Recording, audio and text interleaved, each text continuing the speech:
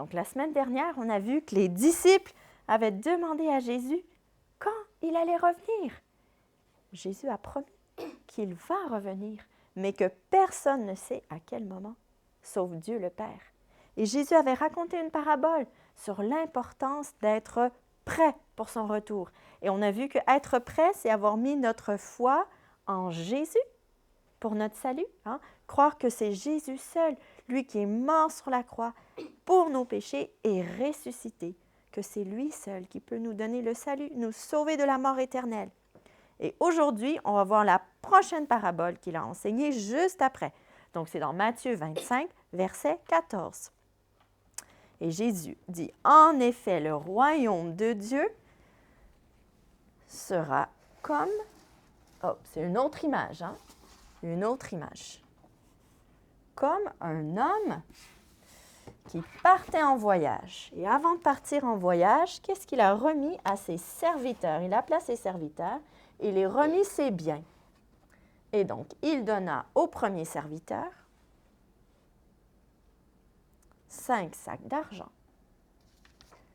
Et puis, il donna à l'autre 2. Oups! 2 sacs d'argent. Et puis, il donna au troisième 1 sac d'argent. Donc, il donna à chacun selon sa capacité. Il choisit de leur donner ça. Et puis, il partit. Alors, celui qui avait reçu 5 sacs d'argent, il s'en alla avec eux et puis il gagna 5 autres sacs d'argent. De même, lui qui a eu 2 sacs d'argent, eh bien, il en gagna 2 autres. Mais celui qui en a eu que 1, bien lui, il alla creuser un trou dans la terre et il cacha l'argent de son maître. Longtemps après, le maître de ses serviteurs revient et il leur fit rendre des comptes pour voir qu'est-ce qu'ils avaient fait avec son argent.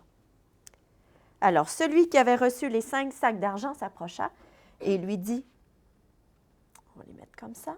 Il y en a eu 10 alors. Eh oui.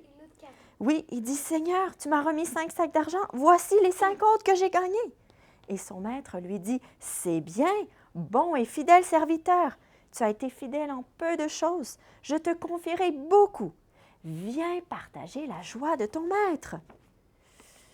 Les sacs d'argent comme ça, tous les sacs, hop. Il y en a 10 là-dedans. Et ensuite, celui qui avait reçu les 2 sacs d'argent, il s'approcha et dit aussi, Seigneur, tu m'as donné 2 sacs d'argent et voici 2 autres que j'ai gagnés.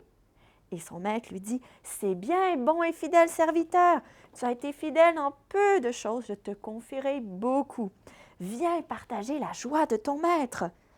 Voilà les sacs qu'il a. Et il a eu la même récompense que le premier.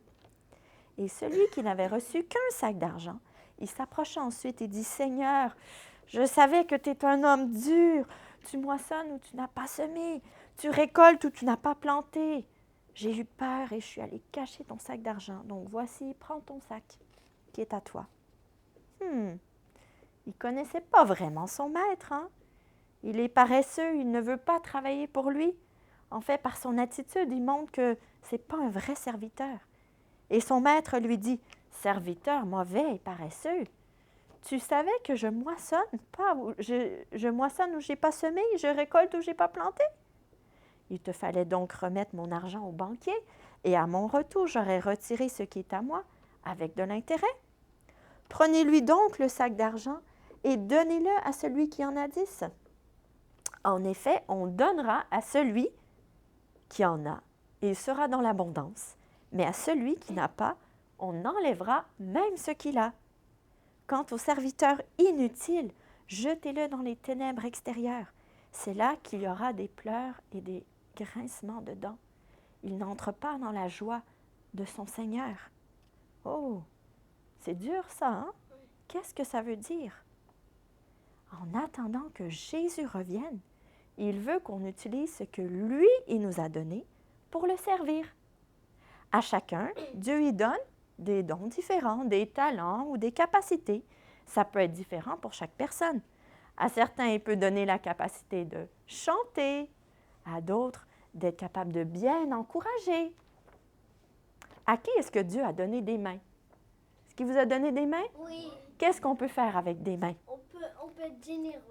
On peut être généreux. On peut être gentil. On peut partager ses jouets avec notre petit frère ou notre petite sœur. On peut aider maman et papa dans la maison. On peut aider à préparer de la nourriture pour ceux qui sont malades. Eh bien, je vais vous montrer une photo de quelqu'un qui ne peut pas utiliser ses mains et ses bras comme nous parce qu'elle a eu un accident qui l'a rendue paralysée. Mais qu'est-ce que Dieu lui a donné? Une bouche. Une bouche. Et qu'est-ce qu'elle est capable de faire avec sa bouche? De peindre. De peindre. Elle fait des peintures et de chanter. Elle fait des choses magnifiques. Regardez, je vous montre ça. C'est pas très joli, ça? Et avec sa bouche, elle peut aussi partager son histoire, l'amour de Jésus pour elle et comment Jésus l'a sauvée. Vraiment. Et oui, c'est une dame qui s'appelle Johnny et elle habite aux États-Unis. Ah, elle a plus de bras. Elle a pas de main. Alors, elle a encore ses bras, elle a ses jambes, mais elle n'est pas capable de les bouger comme nous. Ils sont paralysés. Faire quoi? Paralysés, ça veut dire qu'elle ne peut pas les bouger. Elle peut pas. Elle est en- défendre des gens. Non, Elle a eu un accident? exactement. Alors, Jésus, je te raconterai le reste de l'histoire après, d'accord? Jésus est notre Seigneur et on peut le servir avec joie. Et quand il reviendra, il ne nous trouvera pas paresseux, il nous trouvera fidèles. C'est bien, bon et fidèle serviteur, viens partager la joie de ton maître. On prie? Oui. Seigneur Dieu, on veut te dire merci. Merci pour tout ce que tu nous donnes. Les dons, les capacités, la santé, tout ce que tu nous donnes, Seigneur, ça vient de toi. Aide-nous, Seigneur, à ne pas regarder qu'est-ce que les autres ont, à vouloir qu'est-ce que d'autres ont, ou à vouloir tout garder pour nous, le mieux pour nous, mais vraiment d'utiliser qu'est-ce que tu nous donnes pour te servir, pour te glorifier. On t'aime, Seigneur. Amen.